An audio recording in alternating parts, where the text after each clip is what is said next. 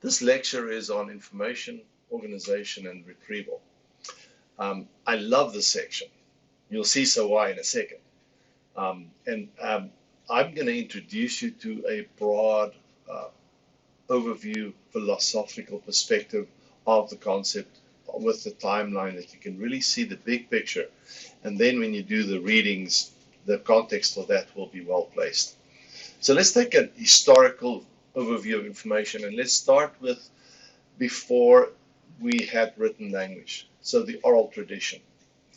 And put yourself there. So think of, as we go through this timeline, I want you to think about information, how it's accessed, and what you can do with it in that specific context. So if it's only oral, I ask myself, so, okay, let's say our language has 40,000 words.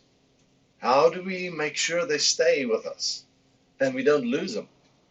Because it's not written down anywhere. It's just in our heads. And no two people have the same set of vocabulary in their heads. So how do you maintain it? Interesting question, isn't it? So what mental strategies does a culture employ to maintain language? I can think of a few.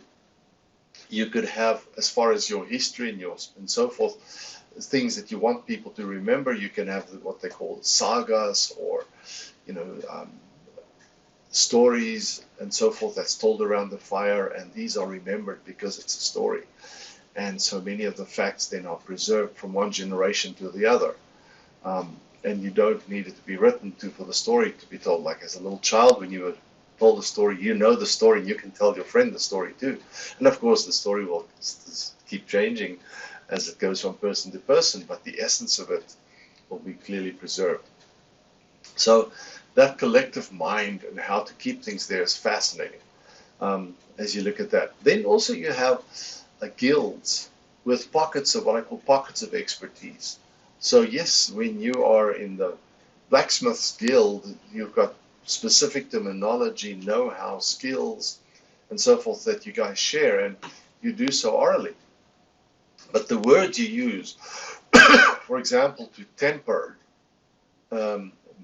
metal, there's a word temper that you don't use in other things. You don't, temper the dough in the kitchen.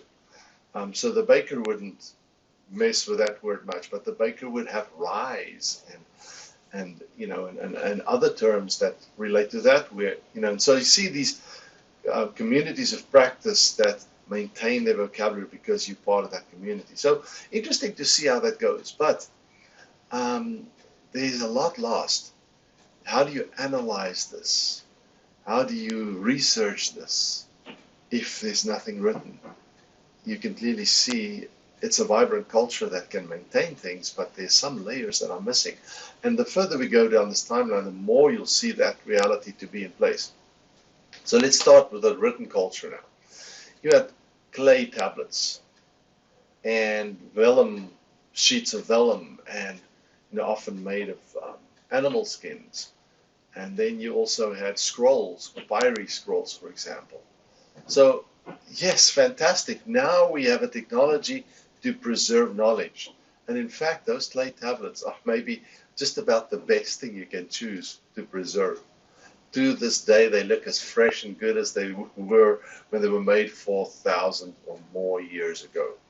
Whereas a scroll deteriorates, and any other material we have preserves somewhat, but nothing beats clay tablets. So so the value of then having it written is you've got it preserved. But if you look at the concept of access, it's still sparse. And literacy goes with it. Because you've now got a technology called the alphabet to document language, and to document, quote unquote, your information. And how many people know this technology? The early days, very few, only a select group had access to that. So access was a real problem. So let's move on. We came to the era of printing. Gutenberg, printing. Now suddenly you can really create books. And the founding of libraries became a much bigger thing. Yes, there were libraries before we had the printed book, but they looked so different. You know, it was scrolls in shelves and so forth, and far and few between were these libraries. Now, with the printed book, it was you could create more books. Yet, interesting thing though, and this is not widely known, but in the era of the printed book, there was mid 1800s a pivotal point that changed the game. And I want to alert you to that. And that is when we discovered how to make paper from wood pulp. Before that, you had to find clothes, real fiber from material, you know, and crush that and make your paper from actual material, you know, cotton and so forth, and wool and so forth, all in there. And they didn't know how to make it from wood pulp. The moment they were able to make it from wood pulp, something phenomenal happened, because you could mass produce it. It was cheap. A sheet of paper, quote unquote, was very precious and expensive. Now it was cheap.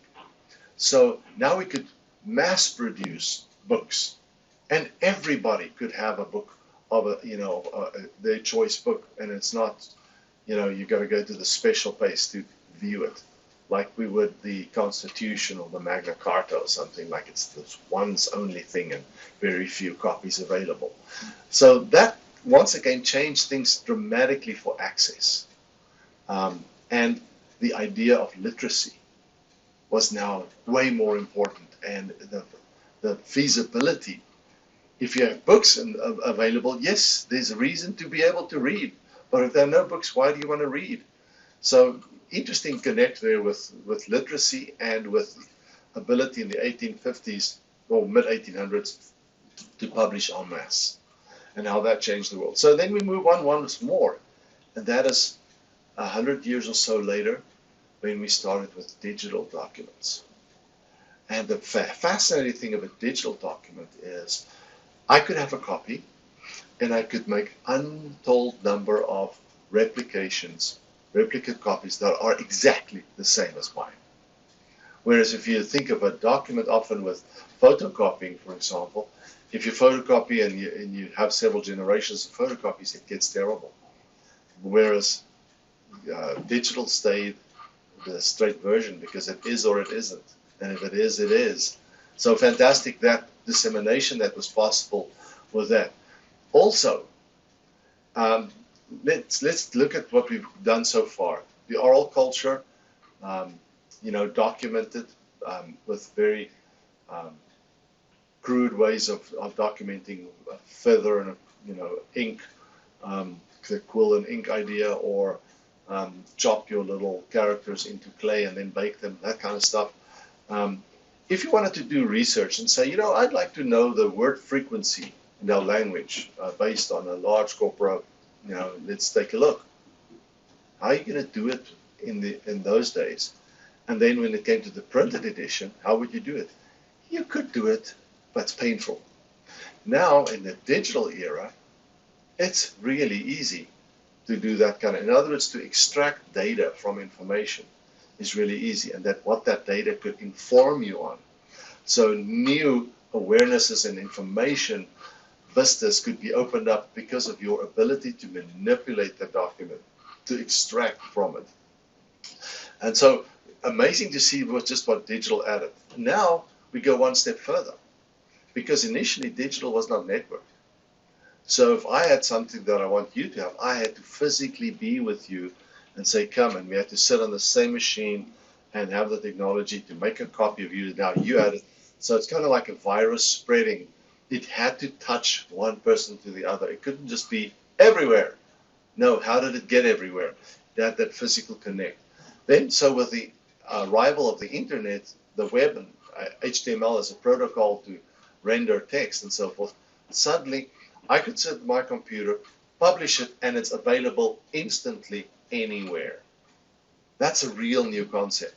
Think of what that does for access. Anywhere, it's available now. And you think back of the oral culture, how would information spread? It had to spread from mouth to ear, and then when it was printed, it was still hard and difficult to do. So very interesting to see how this environment spread. So if we now say, okay, we've got the internet, so dissemination is phenomenal, and the ability to gather and retrieve information is really enhanced. So the ability to do research, to understand, and to extrapolate, and to make sense is greatly enhanced by that new infrastructure that we've got for information. Now we're getting to some interesting stuff, and that is, okay, we're in this era where all this wonderful stuff is possible, but also there's something fascinating that goes along with it. Language used to be audio, and then it used to be audio and text.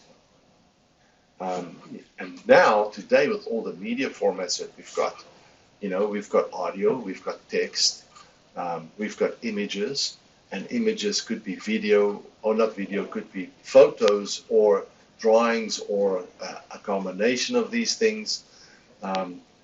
Then obviously we have video, we have 3D, models in 3D, we've got virtual reality. So you see this proliferation of ways in which we can represent information, in which we can communicate.